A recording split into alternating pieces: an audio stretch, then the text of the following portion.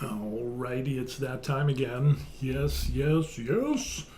It is happening, and it is now. Hey, everybody. Welcome back to The Very Life. I'm Steve, the retired hobby tech guy. And today we're enjoying an espresso, a vanilla coconut contraption that I ended up making. So I've been studying up on Vietnamese coffee because we're going to be taking a trip to Hanoi, Sapa, and Phanxapen. Like the highest mountain in Asia. We're going to check that out. Hopefully it won't be cloudy.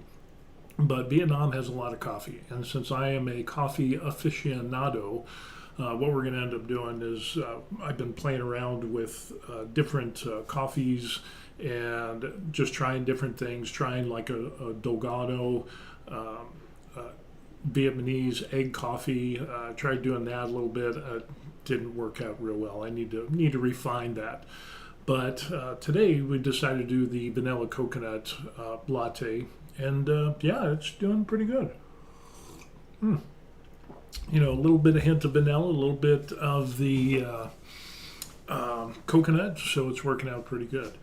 Anyway, today what we're going to end up doing is we're going to be talking about the stuff here that you can see over here, retired in Korea. We're going to talk about the doctor's strike.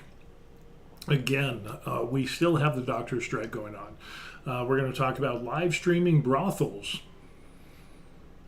No, it wasn't me, but it's just kind of like one of those things as you're scrolling through and you're like, wow, that's different.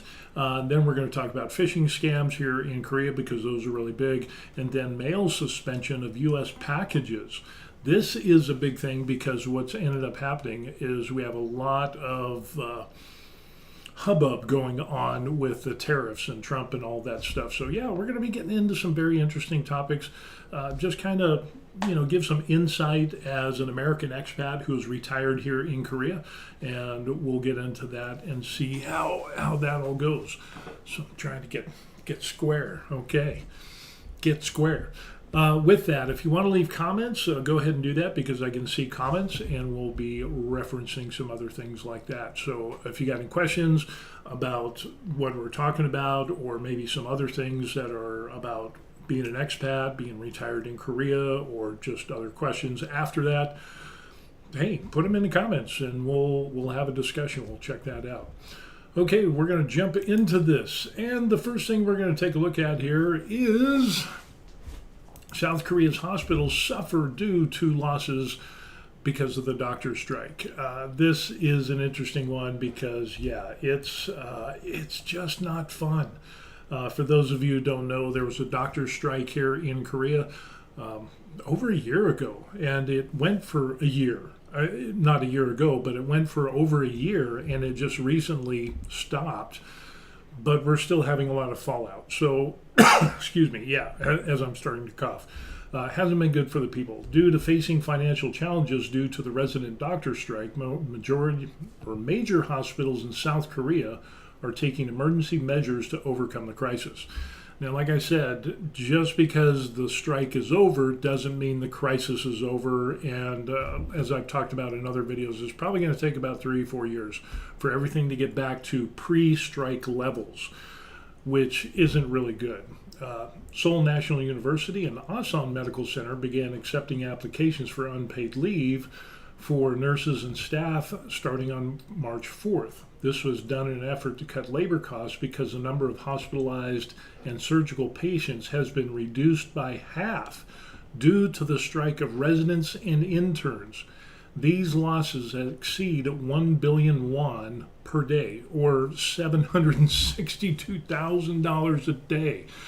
Yeah, when I said that the doctor strike had a vast impact on Korea and foreigners like me, anybody who uses their facilities, we're not talking plastic surgery, but yeah, half surgical patients reduced by half. That's a lot of money that's going out the door, and we're not talking about elective surgeries. We're not talking about, lip filler injections, or breast implants. No, we're talking about surgeries that people need to get, and they've been reduced by half. And so some people have actually left Korea gone to other places like Thailand or other countries to get surgeries done, because here in Korea they could not get them done. Appointments were backed up 6, 8, and 12 months back. So there's reports, there have been reports of people who couldn't get their chemotherapy. There's people that had heart attacks that couldn't get into the hospital because there was no doctors and nobody was on staff. Emergency rooms had closed, 1 or 2 days a week in some hospitals. There's one report where it ends up that a person had a heart attack. They went to one hospital, they got turned away. They went to a second hospital, turned away. Third, fourth, fifth, sixth, 7 hospitals. 7 hospitals. And I think the 7th one got them, but they ended up dying. Yeah, absolutely insane. And we're talking surgeries that have to do with preserving life, or vital things like your sight. It ends up, if you know me, I had some eye surgery. I had detached retina and some other things, some other problems up at Samsung Medical Center, which did an outstanding job. But with that, now that the doctors, or when the doctor strike started, they pushed those appointments back 8 to 12 months. So it's hard to get doctors back because they miss so much time during their residency, and now they're like, well, strike's over. We just want to come back and continue our residency as if nothing ever happened, and something did happen, and so now they're still in emergency crisis mode because these doctors haven't fully returned, and again, it's going to take a while. We check it out only 2 weeks after the absence of residents and interns. 2 of Seoul's Big 5 hospitals, Seoul National and Asan Medical, have already started emergency management. It's a significant change in leading hospitals, of these leading hospitals in Korea. Major hospitals are currently facing severe financial difficulties, causing concern in the medical community. While national university hospitals can receive government support to cover deficits, private university hospitals and private major hospitals must issue bonds to fund their operational costs. Now, this was something that was brought up during the doctor strike that I brought up. Is like, these are, the majority of hospitals are private institutions. They're profit-run entities. And with that, they're losing a ton of money. But the strike was purely for political reasons. And if we fast forward after the strike finished, and it was just like, a few weeks ago, the leader of the doctors' union ended up saying, hey, well, my bad, I didn't know it would cause this many problems, and he quit. He left, he retired, whatever he ended up doing. And it's like, how could you not see this? How could you not see down the road? I'm not even a doctor.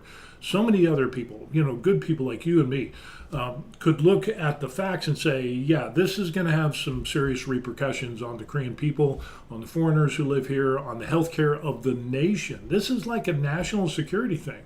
But they all went on strike because they didn't like the previous government administration, who wanted to increase the number of doctors, because the Korean Medical Association said, we're working too many hours, 120 hours a week.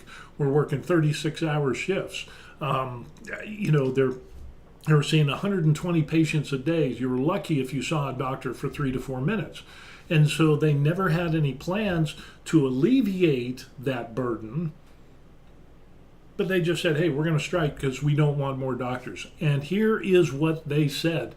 A KMA, Korean Medical Association representative, one of the high leaders up there, during the time of the strike says, there's only so much prestige for doctors. And if you hire more doctors, it will lower the prestige, and that is not acceptable. No, it's not a translational error. It's not talking about money because, again, the majority are for-profit hospitals, so it's not, they just don't want more doctors. The KMA has not increased the number of doctors in Korea. Take a wild guess.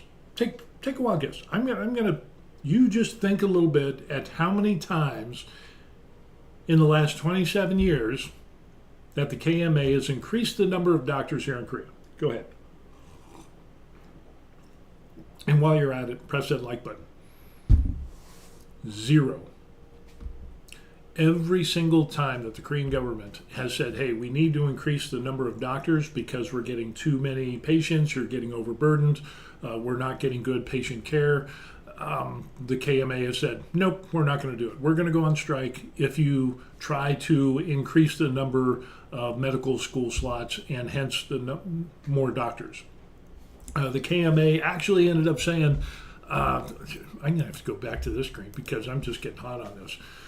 It ends up that they end up saying, hey, if we hire more doctors, and it was only like 5,000 more doctors, and then the KMA said, no, we're not going to do that. We're going to go on strike. And the government's like, wait a second, we're going to fire you and you won't be able to practice medicine. So it's going back and forth and doing this whole thing. Well, the doctors' administration ended up striking and called the bluff of the government, and the government folded, bended their knee, and once again the KMA was successful in not, and even the government, even the Korean government, reduced the number of doctors that they wanted. Now we're in a super age society. You need more doctors. It's just a hard, fast truth. Same thing in Japan. But yeah, here in Korea, they didn't want to do that. So the government dropped it down to 3,000 additional doctors. Korean Medical Association said, no, we don't want to do that. And again, these residents who were, training to be doctors have been gone for over a year. Now they're going to have to make up that year. So in other words, we're a year behind. And then the medical schools also went on strike. So now you're going to have a gap of a year, and it's going to take about, like I said, 2 to 3 years before we can get back to the pre-strike levels. And who's going to pay the price? The Korean people. The people like me, the hardworking, ethical Koreans, the people that are everyday workers, family members and things like that. They're the ones who are going to pay the price because they're not being allowed to get the medical care that they want in need. It's all going to be postponed, and it's still postponed. It is absolutely crazy. And now we're getting the fallout, like I said, of the finances. And yeah, now it's getting even worse. So the ripples of the doctor strike, even though it's over, is still going to be a problem, as we see here. Let's go back to the article. It talks about their severe difficulties, and an insider in one of the major hospitals stated the financial difficulties are so severe that something must be done to save the hospitals. I hate being right, but I think we're going to see some hospitals closing. Don't get sick. Medical industry points out that this situation has revealed the vulnerable financial reality of top-tier general hospitals in the nations. If this is affecting top-tier hospitals, and there's like 100 teaching hospitals, the smaller hospitals are having problems, probably even more so. Main reason for the shortfall is cited as a high dependency on residents in Korea's major hospitals. Representative from Samsung Seoul Hospital said every single surgery involves 6 to 8 people, including the surgery, anesthesiologists, nurses, so on and so forth. In general hospitals with more than 100 beds, half the medical revenue goes to labor costs. Even the big 5 hospitals with better operating conditions than others spend about 40% of their medical revenue sales on labor costs. Representative from Severance Hospital mentioned the rate of increase in fees, money given to the hospitals by the Health Insurance Review and Assessment Service, cannot keep up with the rate of wage increases. So yeah, now there's money involved, and it's not a good thing. So what do you do? If somebody like me, just Joe, retired Army guy, nobody special, no advanced degrees or anything like this, can look at what is going on at this situation and see that, yeah, it's not going to go well, and it's still not going to go well. This is going to, it's going to hurt the Korean people the most, and thank God me and my wife are in pretty good shape, medically. I still have medications that I got, but the whole system seems to be geared as a political arm of whatever, left, right, whatever it is. And they use this strike as a political means to go against the previous administration. Now, I'm not going to talk about the previous administration because it is what it is.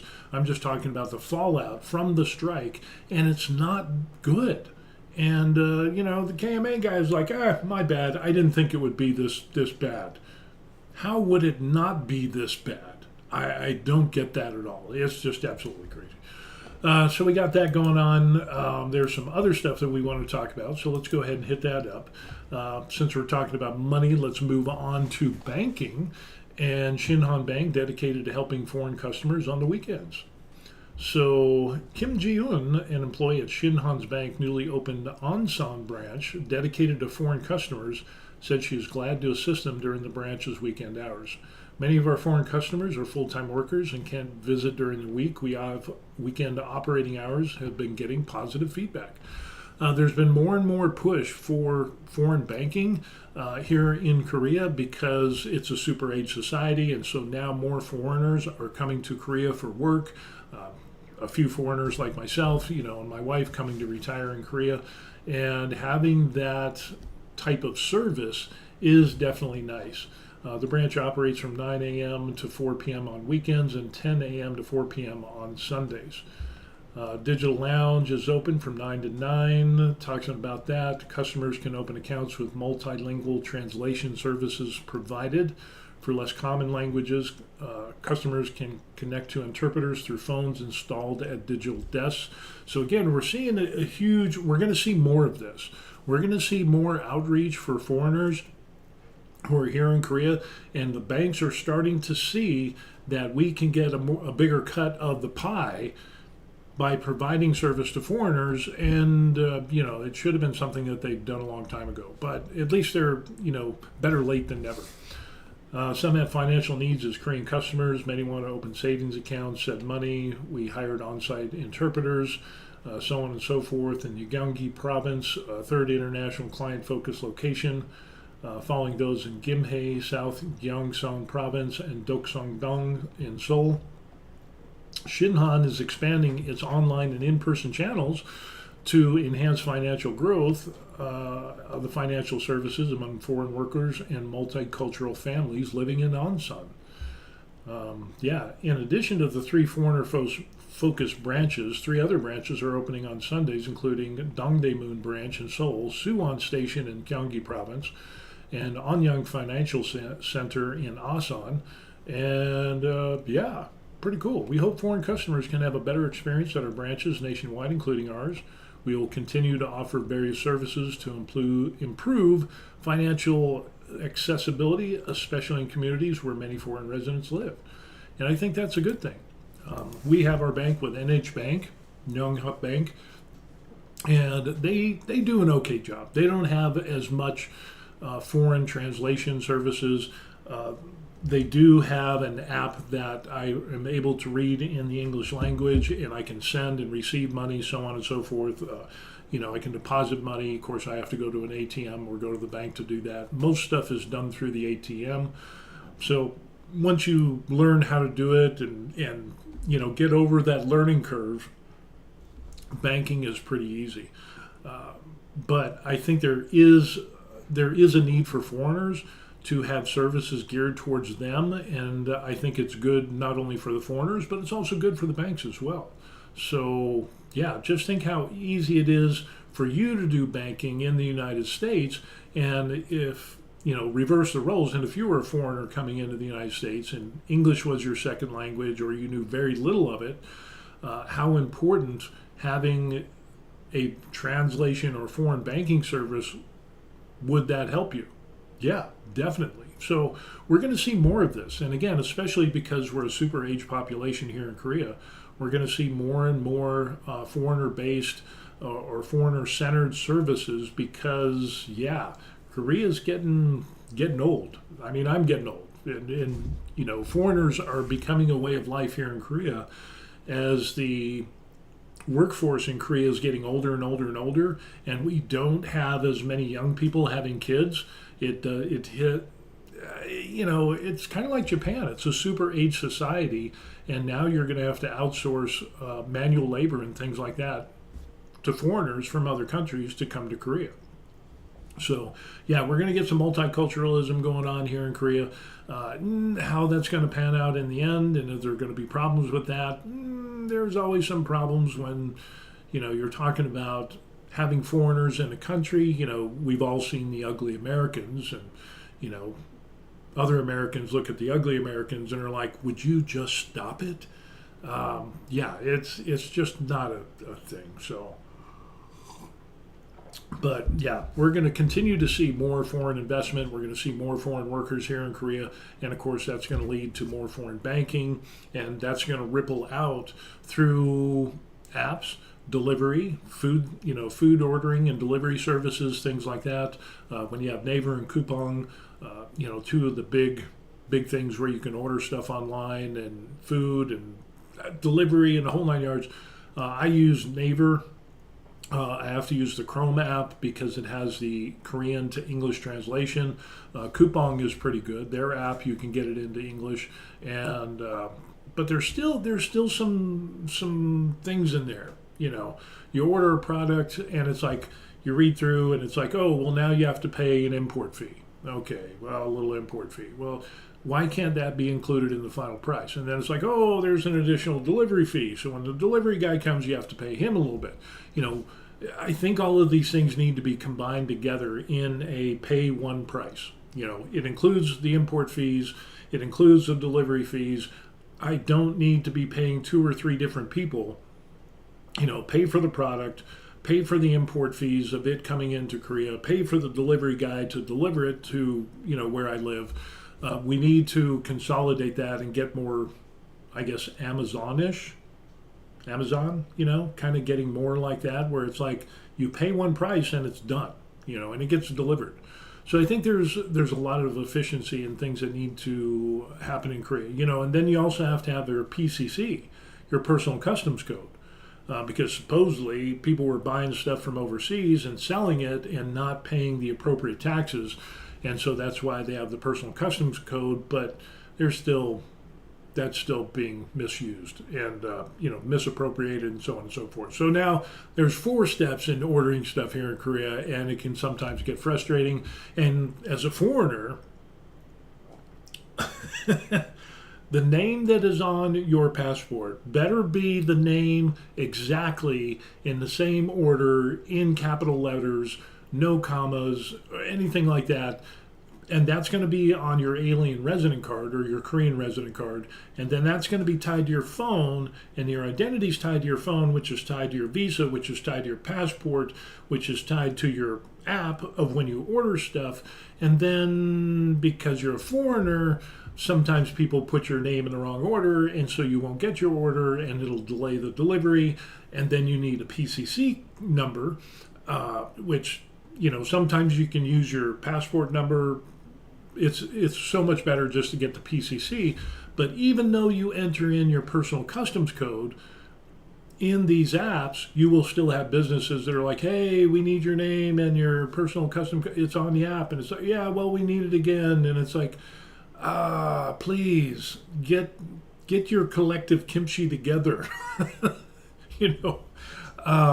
But the good thing is that a lot of these businesses will text you if there's any problems, and so you just need to translate it from Korean to English, or bone up on your Korean and get so that you can read it. I'm not there yet. I will do the translation thing, but going back and forth and sending text messages and auto translation and stuff hasn't been a problem. So while there are some hiccups in buying stuff here in Korea online, for the most part, I'd say it's about 85%, maybe about 85% compared to Amazon in the United States or Walmart or whatever. You order something, boom, it shows up, it's done deal.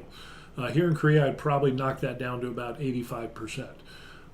We would see this as foreigners as being less of what we were used to, but here in Korea, this is how you're raised, so this is considered normal.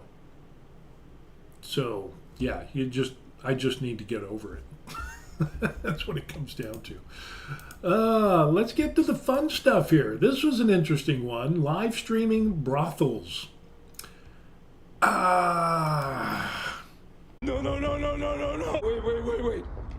Wait. Yeah. Live streaming brothels. I don't recommend that. It is not something you probably want to end up doing.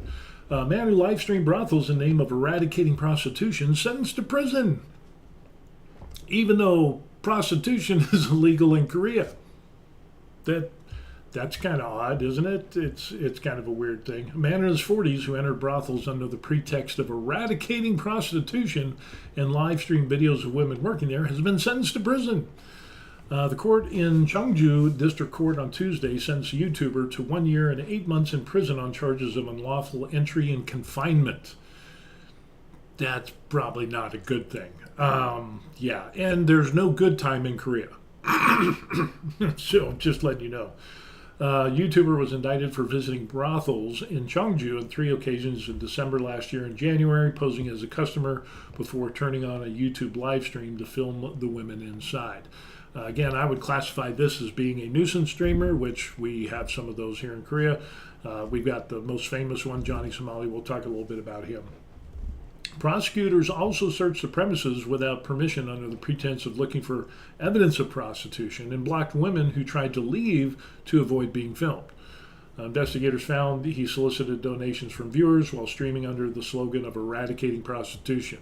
Sounds like he was trying to make money off of, he's a nuisance streamer. That's all it is. The defendant committed repeat offenses of the same kind while already on trial, showing a deplorable attitude. This is going to have same thing Johnny Somali does. He's an idiot and he keeps doing stupid stuff.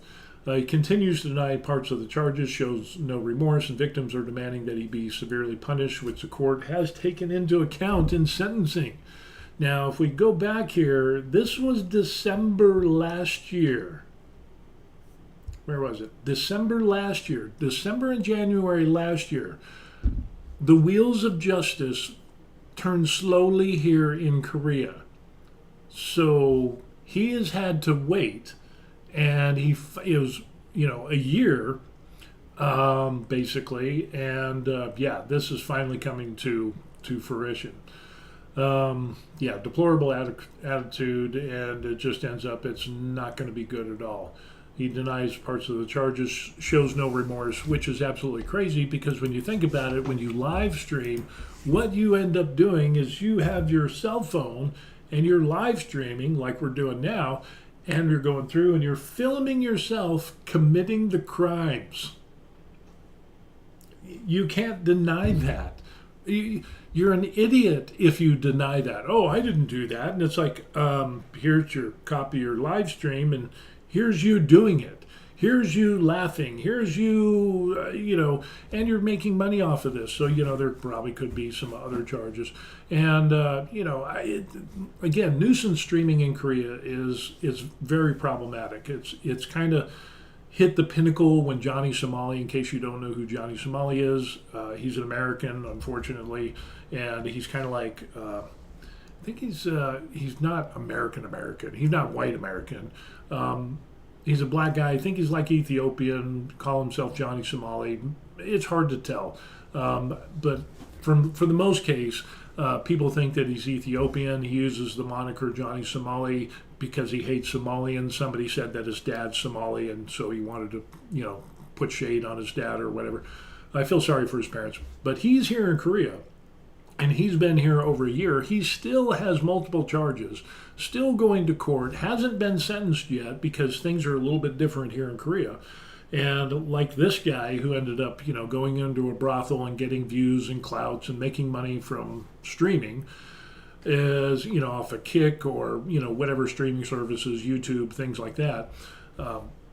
It ends up that Johnny Somali is going to have some problems because here in Korea, you can get charged with something, you're left out on your own recognizance until all of the charges are done, and then they'll come back and they'll do the final sentencing, and it'll just be one big giant pile of here's your fun, take a bite, your crap pie, and take a bite, and here's what you get. And so Johnny Somali is going to end up, he has multiple cases, he has deepfake videos, things like that, which are going to carry the heaviest sentences. He's already pled guilty to a number of minor offenses or lesser offenses. yeah, it's not looking good for him. So he's already pled guilty to a number of crimes, minor offenses. So he's a convicted criminal here in Korea. And like this guy that we just talked about, who live streamed the brothels, Johnny has ended up, denying. He's not remorseful. He's threatened the judge. He's threatened the judge's mother, which I don't think is a really good idea to live stream, which all of this has been forwarded to the judge, threatening the prosecutor, his mother, other people in court, and saying, Korea sucks and blah, blah, blah. And continues to break crimes. So he gets more crimes, he gets more charges, and again, it's looking like it's a possibility. His next trial date is in October, and there's a possibility it might go into next year. He can't leave Korea. So like I said, the wheels of justice turns very slowly. He's out on his own recognizance, but that gives him more rope to hang himself. And now he's probably looking at prison time. If you check out Legal Mindset, he does some good videos on that. Pretty factual in regards to the Korean laws and how they do things. Most of the other YouTube channels that talk about and say, oh, he's going to get 30, 40 years. No, they don't understand the Korean laws. And it's not like, oh, well, this is this. And it, according to the Korean law guidelines, he would not be able to get 30, 40 years. Okay. Even max sentencing, he wouldn't be able to get that because the way that the punishments are structured and tiered and so on and so forth. But he's looking at doing some time, which, I don't wish prison on anybody because I worked in prisons. And, he would go to a foreigner prison. First of all, I want to let people know about that. He's going to go to a foreigner-only prison here in Korea. So for all the people who are thinking, oh, once he gets to a Korean prison, the Korean inmates are going to tune him up, beat him up.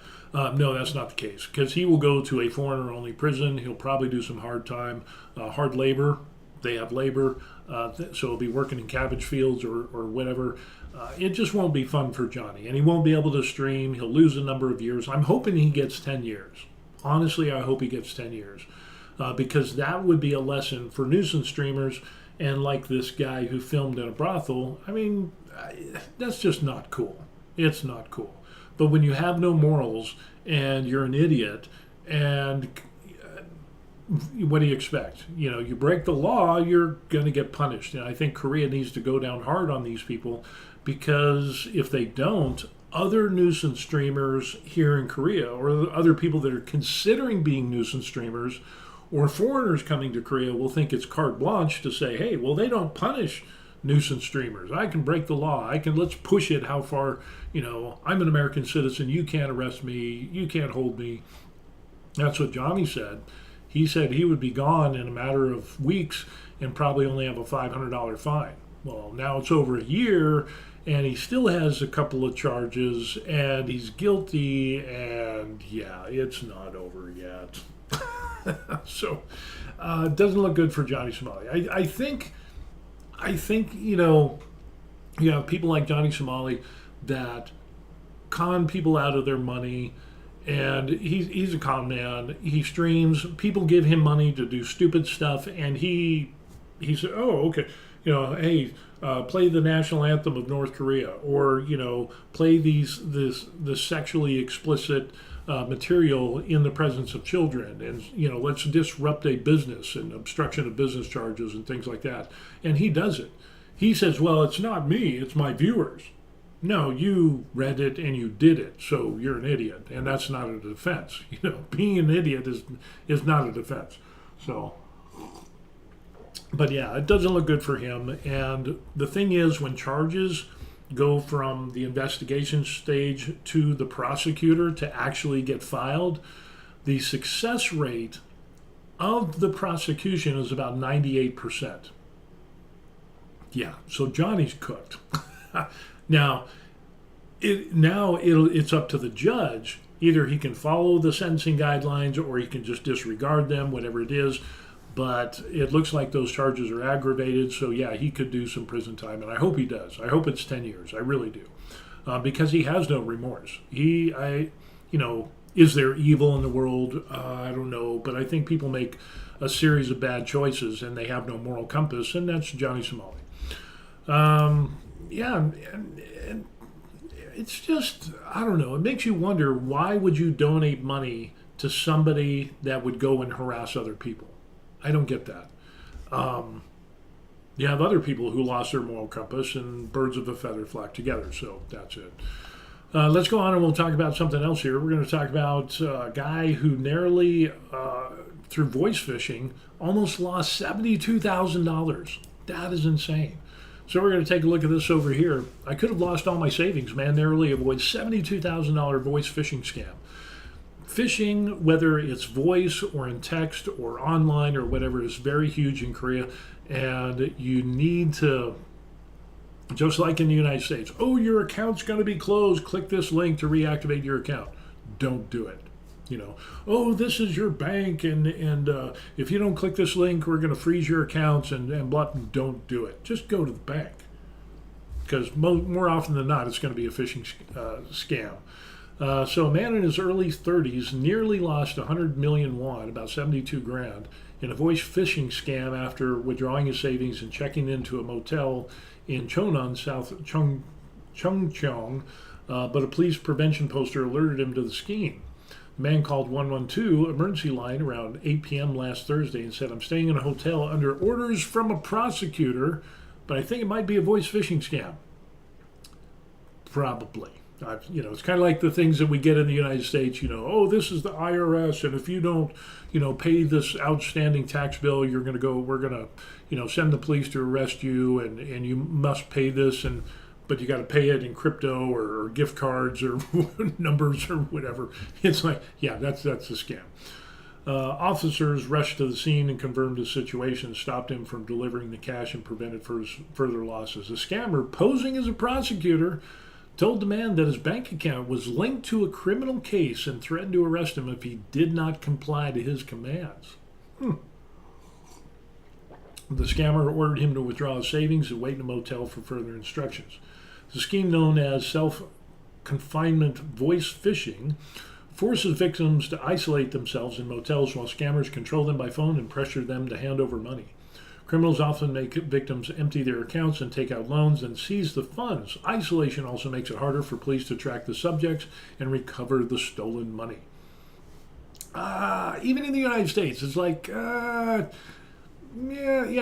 to a hotel, all this online, in a text or phone call. Yeah, what do we have the thing in the United States, about the McDonald's or the fast food worker that had, oh, well, you need to do a strip search of your employees because they think of theft, and it never was. It was just some nuisance guy. He said he followed the scammer's instructions because he feared arrest. When he saw the prevention notice in the motel elevator, which described a case almost identical to his own, he grew suspicious and called the police. You think you would check with friends or family about something like this? I don't know. Or even strangers? I could have lost all my savings. The prevention poster saved me, and I hope no one else falls victim.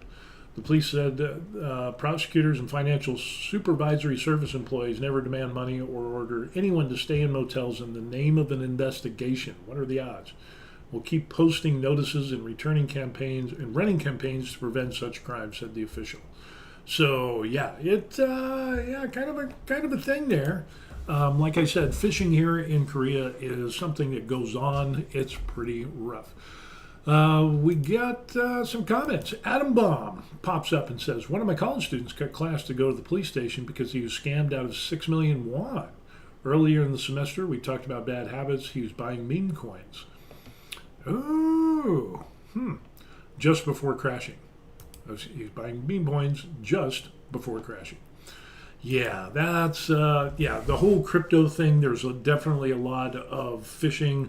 There's a lot of bad crypto investment schemes going on, and people lose a ton of money. Oh, you need to invest in this coin, and they get your name, their phone number. You're texting and saying, hey, I'm this big investor, and this is, I made millions and millions of won and hundreds of millions of won, and if you invest in this coin and you send the money, I'll be the broker. Yeah, you get all that stuff, and people disappear like a fart in the wind. There's a lot of that going on. Again, you'll have, I've gotten emails and text, mostly text, people saying, oh, this is we're from your bank. They don't use the name of your bank. Sometimes they do. But it says, we're going to close your account and blah, blah, blah, and whatever. You need to do this and that and click this link to unfreeze your account. Don't do it. Don't.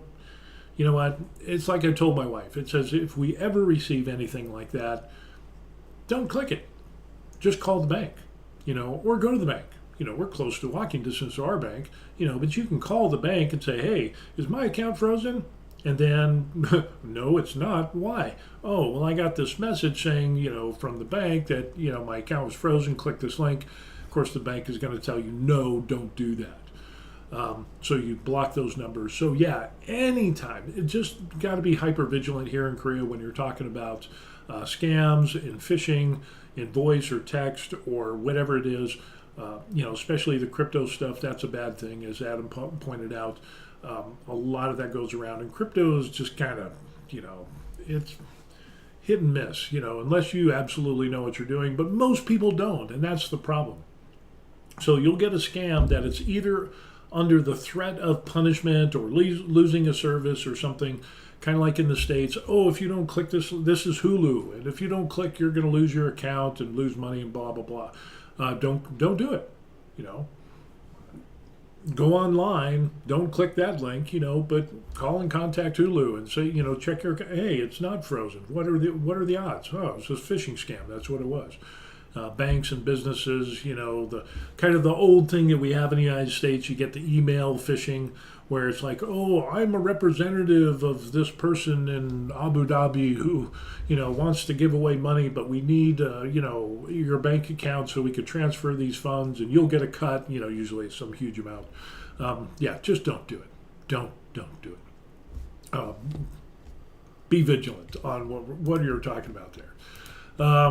And with that stemmed from way back in the day. And I'm old enough, because I'm going to be 59 here, I still remember chain letters.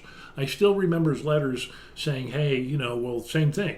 If your account's going to close, or this is the IRS or whatever, put in $100 and we'll unfreeze your account or whatever. All the mail fraud scams that went on prior to the internet.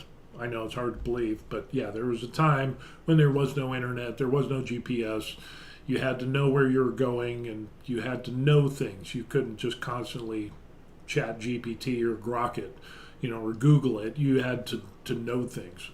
But yeah, it's nothing new under the sun. It's just the way that those things are transmitted. It's the same thing. And talking about mail, we're going to talk about how the Korea Post is suspending most U.S. bound packages as this tariff thing is going on. Yeah, this is kind of crazy. So what we end up here is Korean Post suspends most U.S. bound packages as tariffs rise. And the Korean post offices will stop accepting most parcels bound for the United States next week as Washington ends its duty-free treatment of low-value imports. Korea Post says the Ministry of Science and ICT said it will suspend airmail to the United States starting Monday. Express mail service packages, with the exception of documents, are not subject to tariffs, will halt Tuesday. Wow. The move comes ahead of a new U.S. policy set to take effect at midnight on Friday. For years, goods valued under $800 entered the U.S. tariff-free through international mail. Gifts, whatever, okay, that's fine. Under the new rule, all incoming postal items, except letters and documents, must be declared and face a 15% tariff. Yeah, this is going to be problematic. Until now, the U.S. government has weighed tariffs on goods valued under $800 imported through international mail. However, Friday, all international postal items bound for the United States, excluding documents and letters, must be declared and will have a 15% tariff. When the government, remember when our government says, hey, we want to know, exactly where all of your money, where you're spending all of your money, you spent a couple of $100 or $600. We need to know where that went, Well, why? Because they want to tax you. That's why. Slowly but surely, we're getting to a place of everything that you do is going to be scrutinized and taxed and feed and tariffed and the whole 9 yards. So yeah, the time of the gravy train is over, is what it comes down to. Yeah, the change stems from a presidential executive order signed on 30 July eliminating the $800 de minimis exemption, which the U.S. administration believes has become a conduit for smuggling narcotics and counterfeit goods. Okay. But I think there's other ways that you could probably combat that. I don't know. It's instead of just trying to punish everybody, why don't you just punish the people that are doing it and punish them really hard? I don't know. Instead of a knee-jerk, let's punish everybody. The current international postal network cannot support the processing of mandatory customs declarations and tariff payments for all items, prompting the suspension, according to the Korean Post. So, like the United States, our postal system is not up to speed like Korea's postal system to do all of these advanced things, which are not really that advanced. And yeah, so the suspension is here. An alternative Korean Post recommended EMS premium service operated by private couriers. They can handle customs clearance and tariffs are paid by the recipient. The service may be more cost effective for packages heavier than 9.9 pounds, but delivery fees for lighter items may be higher. So go big or go home. Korea Post said it will devise further measures to minimize inconvenience to the public. However, it remains uncertain when customs declaration and tariff systems can be integrated into existing international postal network. So, yeah, we're gonna get some more of that. Yeah. The agency also advised customers planning to send items to the United States to accurately declare the value and purpose of goods, prepare necessary customs documents such as invoices. So yeah, that's another good one there. we're gonna do more. So yeah, we're in very interesting times. I do, on one side of this, tariffs. What do I feel about tariffs? As if anybody cares. I think there should be fair trade. In other words, I think there should be fair and equal trade. So if you're a country over here and you have another country over here, you should have the same percentage of tariffs. So unfortunately for the United States, other countries had charged such high, huge tariffs. Some countries, 2, 3, 4, 500% tariffs on things, and the United States, it wasn't reciprocal. So in other words, foreign countries were taking advantage of the United States, and past administrations were just like, we don't care, because there's little dope deals going on, not saying the government's corrupt or was corrupt, but yeah.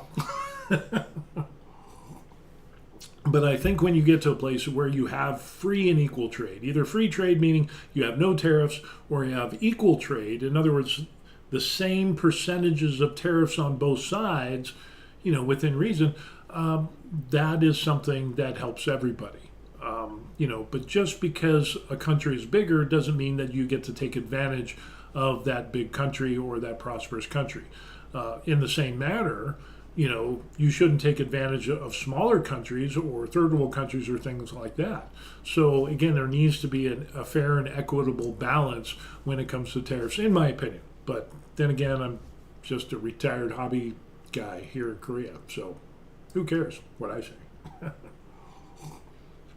But if there's some mail problems going on, postage problems in Korea, for those type of things, that's what's going on with that.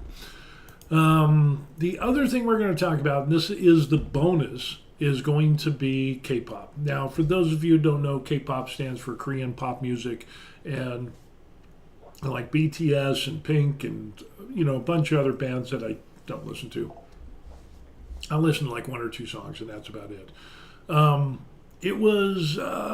It's just very problematic. Very problematic. I'm not a big K-pop person, obviously. I'm a little bit older, and so it's not really my thing. Adam pops up and says free trade was honored only up to $150, if I'm not mistaken. Yeah, and you'll see this on Amazon. When you order something from Amazon, and it gets delivered to my Korean address, if it's $150 or lower, there's no import or customs fees. And then with Amazon, if it's $50 or more, then you get free shipping. So it just takes a little while to get here. So with that being said, is that going to be affected? Interesting. And there are some things where you're going to have some higher prices above $150 where the import fees, yeah, you're going to get dinged. It's just a fact of life, and it's just, part of the things that you have to deal with living in an overseas location. So, yeah, it's going to be a thing. But, yeah, so far, keep your fingers crossed. Keep it under 150. You should be good to go. Hopefully they won't, jump into this and say, hey, we need to have tariffs for everything and everywhere. And, you end up paying more money. But if it is what it is if it happens. But contact your elected representatives and let them know and say, hey, you need to chill out on this. But yeah, it's kind of an interesting thing. But back to the K-pop thing, I'm not a big K-pop fan. I'm not, the extent of my Korean entertainment is like, I listen to like one or two songs from Blackpink, and then I think that's it. It's not, I'm not a real big K-pop fan. BTS, it's just not my cup of tea. I'm more of a 60s, 70s, 80s rock and roll, classic rock, heavy metal, rap rock, Linkin Park, the old Linkin Park, not the new one. NF, stuff like that. But then I also have some other weird tastes as well. I'm not a die-hard. I like two or three songs from a type of genre or artist, and then the other ones I don't like. So I have kind of a weird thing going on with music and anything.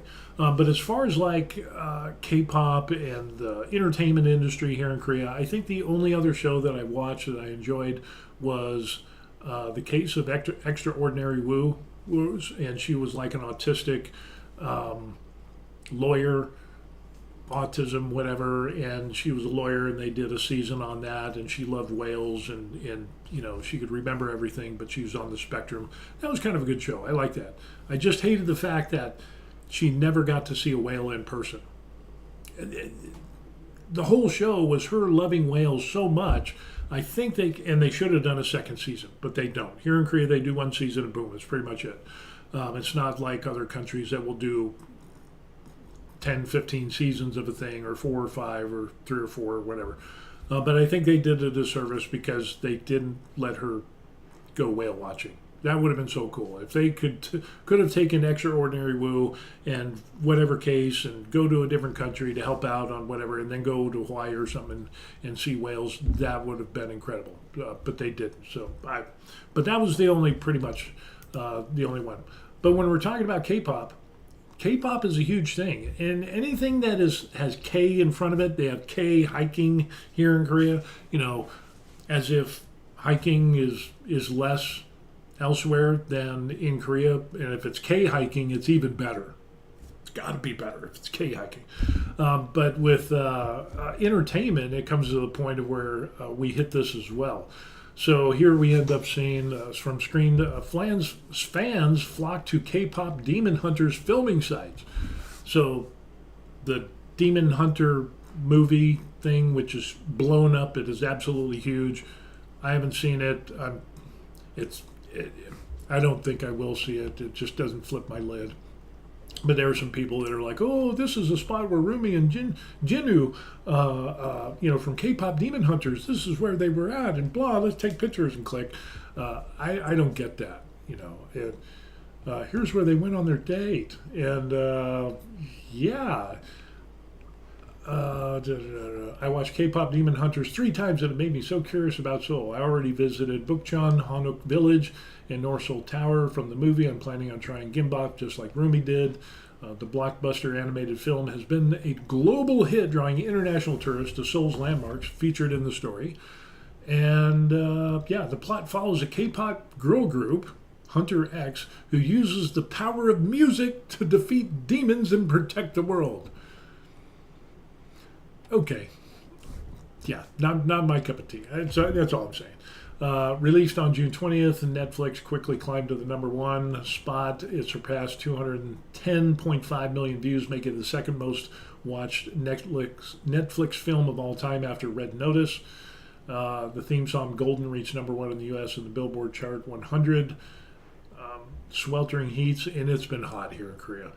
People will go over and they'll go to all these places, and ooh, this is the restaurant that was filmed in the drama, the K drama or whatever, and people just get off on that stuff. Yeah, I'm not one of those. If you do, that's absolutely cool. Many also record K-pop cover dance videos at the same sites. They filmed her performance at the park. These days, whenever you upload a video tied to a streaming sensation, the views explode. So I don't know. Maybe I should do some K-pop dancing. Kind of go to some of these sites, and maybe I can get some more exposure for the channel. I don't think it would go viral. I think it would bomb. But yeah, there's the. I guess it's a cartoon thing. Like an anime thing. Okay, I'm not really big into anime. Maybe, Warhammer and stuff like that. The impact is measurable. According to the Seoul Metropolitan Government, Naksan Park appeared 3,535 times on YouTube and IG between June and August, more than double during the same period last year. Oh my gosh. Every day, dozens of people ask if this is really the dating spot from the animated blockbuster. Okay. Namsan Tower is even more pronounced. 8 out of 10 ticket buyers these days are foreigners, which is good for Korea. It's good for, tourism and so on and so forth.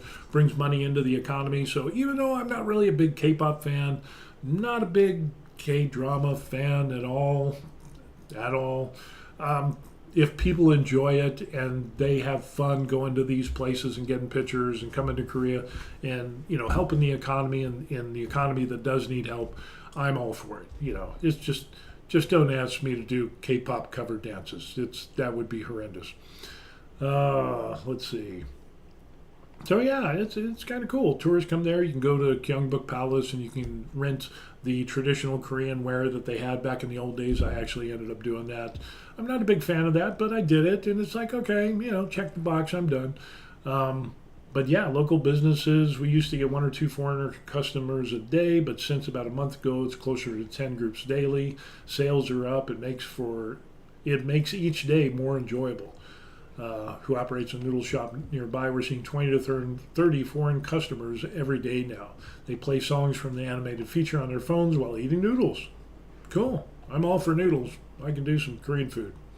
Last month, I launched a $550 private program to visit sites from Netflix hit, and it's fully booked through the end of the year. I didn't expect it to be that popular. So yeah, that's a thing these days, especially here in Korea. If there's a drama or whatever, they'll do tours to take you there, and yeah, it is exploding. It is absolutely huge. Joe Dong-o, a professor at the College of Hotel and Tourism Management, explained the film just doesn't use Seoul as a backdrop. It was woven Korean culture and everyday life. That's why so many people are eager to come and experience the city firsthand. So yeah, it's kind of a thing. So, not my cup of tea. I'm more of a latte person, but again, there are so many things out in the world that if you enjoy, go do it, and don't let anybody hold you back. For me, I ended up I was 17 years old. I joined the military and I stopped doing kid stuff, and I, went a full adult mode. And then I retired here in Korea. And with that, I was like, hey, I need something to do besides going to the gym. Well, what I ended up doing is getting into miniature painting. I started getting into 3D printing and resin printing and laser engraving. And I found out the really creative side part of me that is starting to wake up at such a late age. Because the last time I painted anything, I think I was like 10 or 12 years old. And, I started painting when I got here to Korea about 2 years ago. is when I started painting. We've been here just over 2.5. And it's been great. I enjoy it. And if you enjoy it and it's not hurting other people, then have fun. You know, if you want to go to every single K-pop drama, film, scene, place, location, go do it. Enjoy it. Take the pictures, the selfies, do the cover dances, dance to your heart's content, have fun and enjoy it, okay? Because we only have so much time on this planet. So, yeah, do what you enjoy and have fun. And who cares what anybody else says? If they do, I'll come beat them up for you. So, free of charge. So, anyway, that's what we got going on. Still pretty hot here in Korea. And for those of you who are wondering, and I'm wondering as well what today is going to bring, the temperature, it's 79 degrees right now. It's 9 o'clock in the morning. And it feels like it's 84, and the high is going to be 87. And we're going to get in the high 80s through the next high 80s to mid 80s, and we'll get some rain Friday, Saturday, Sunday, Monday, Tuesday. We're getting some more rain, and we're already seeing some of the trees are already colors. The leaves are starting to change colors, so fall is kind of coming in here. It's spinning up a little bit. Still, a lot of times hot, humid. Just don't want to go outside and do anything, but it's getting cooler. It is getting cooler, so there's hope. There's a light at the end of the tunnel. It's called fall and winter. Get away from this hot Korean summer. It's just absolutely crazy. So with that being said, we're finishing up the video here. I just want to say thanks for everybody that's watching, and if you have any questions of what I post or being retired here in Korea or how we do that, basically the wife and I, what we ended up doing, my wife has Korean ancestry. She was able to get an F4 visa, and then as her spouse I was able to get an F1 visa, and boom, we decided to retire early here in Korea. The good thing about that is it gives us the opportunity to go to different countries and vacation and do my hobbies and whatever. Matter of fact, in about 18 days we're going to be going to Vietnam. We're going to go to Hanoi, we're going to go to Sapa, we're going to go to Fansipan, which is that highest mountain in Asia. That should be really interesting. So yeah, big trip coming up. I think it's like 10 days or something. So I'll be out of the loop. I'll probably be doing some live streaming, kind of highlight, and then I'll take 30 to 60 second videos, and then when we get back I'll make a full video thing of our trip or whatever. I'm not sure how it's going to work out. We'll just fly off the cuff and see what happens. Other places that we're interested in looking is checking out Thailand. Want to go to Chiang Mai, even though Thailand has a lot of problems right now. We're also going to go to the Philippines. We'll probably get the SSRB courtesy visa as a backup plan to Korea. So we'll visit Philippines and check out Cebu, check out Palawan and all El Nido, Baguio, since it's kind of a cooler climate and I don't like heat and humidity. But we'll do that and have some fun, and then try to travel some other places as well. If you got anything out of this video, take time to smash that like button. I would really appreciate that. And we're going to close this out. And with that being said, here it is. This is the summary. This is the last bit that you're going to see. If you want to contact me, there is the email address. Give me 1 or 2 days, but I always answer my emails. Whether you just want to say hi, you got questions about being retired overseas or hobby stuff, doesn't really matter. I answer every single email. Doesn't matter. Even if you're crazy, and we're all a little bit crazy, so welcome to the family. With that, if you want to buy me a coffee, there's a link in the description box for that as well. If you don't have the money, don't worry about it. The best thing that you could end up doing is liking the video. That is the best thing that you could do. Adam Bob pops up and he says, hey, thanks for the news. You're welcome, and thank you for watching. I appreciate that, Adam, and hopefully you enjoy your time in Korea, and don't fall into the phishing scams. Don't. But that's what we got going on. Again, email, like, subscribe to the channel. I would really appreciate that. And all the cool people down here who gave me coffee, I have much respect for them. So it is what it is. So with that said, we're going to close this out, and we will see you on the next video. Peace. Yeah. Yeah. You like the color scheme? It's getting a lot better. We're getting there. We're getting there.